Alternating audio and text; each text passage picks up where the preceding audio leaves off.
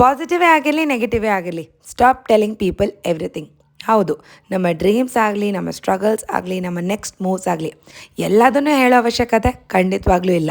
ಯಾಕೆ ಅಂತಂದರೆ ಜನ ಕೇಳಿಸ್ಕೊತಾರೆ, ಆದರೆ ಅರ್ಥ ಮಾಡ್ಕೊತಾರ ಖಂಡಿತವಾಗ್ಲೂ ಇಲ್ಲ. ಅದೇ ಸಿಚುವೇಶನ್ನ ಅವ್ರು ಫೇಸ್ ಮಾಡದೇ ಇರೋವರೆಗೂ ಅವ್ರಿಗೆ ಅರ್ಥನೇ ಆಗೋದಿಲ್ಲ. ಅದನ್ನು ಈದರ್ ಕಂಪೇರ್ ಮಾಡ್ಕೊತಾರೆ ಅಥವಾ ಜಡ್ಜ್ ಮಾಡ್ಕೊತಾರೆ ಅಥವಾ ಒಂದಿನ ನಮ್ಮ ಅಗೇನ್ಸ್ಟೇ ಯೂಸ್ ಮಾಡ್ಕೊತಾರೆ. So move quietly, build silently. Growth ಅಥವಾ ಸಕ್ಸಸ್ ಅನ್ನೋದು ಯಾರದೇ ಅಟೆನ್ಷನ್ ಬೇಕಾಗಲ್ಲ, ಫೋಕಸ್ ಮಾತ್ರನೇ ಬೇಕಾಗುತ್ತೆ.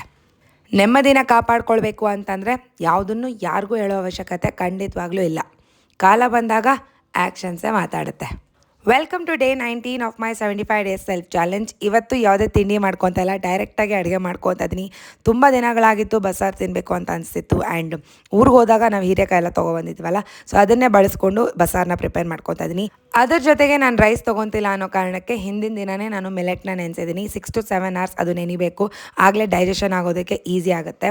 ಹೆಸರು ಕಾಳನ್ನು ಕೂಡ ಹಿಂದಿನ ದಿನವೇ ನೆನೆಸ್ಕೊಂಡಿದ್ದೆ. ಸೊ ಹೆಸರು ಕಾಳು ಹೀರೆಕಾಯಿ ಹಾಕಿ ಪಲ್ಯನ ಮಾಡಿಕೊಂಡು ಬಸ್ಸಾರನ್ನ ಪ್ರಿಪೇರ್ ಮಾಡಿಕೊಂಡು ಅದ್ರ ಜೊತೆಗೆ ಮಿಲೆಟ್, ಇದಾಗಿತ್ತು ಇವತ್ತಿನ ಲಂಚ್ ಬಾಕ್ಸ್ ಮೆನು.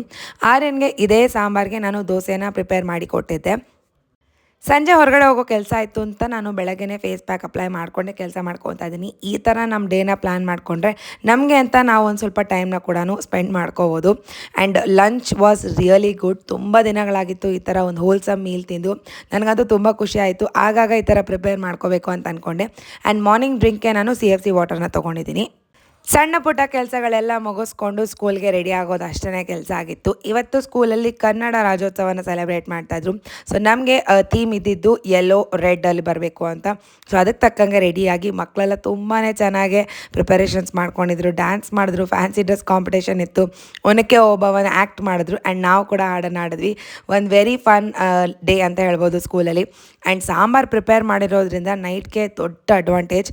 ಅದಕ್ಕೆ ನಾನು ರೈಸ್ನ ಪ್ರಿಪೇರ್ ಮಾಡಿಕೊಂಡೆ ಅಷ್ಟೇ. ನನಗೆ ಅಂತ ನಾನು ಪಲ್ಯ ಏನಿತ್ತು ಅದನ್ನೇ ಜಾಸ್ತಿ ತಿಂದು ಒಂದು ದೋಸೆನ ತೊಗೊಂಡಿದ್ದೆ.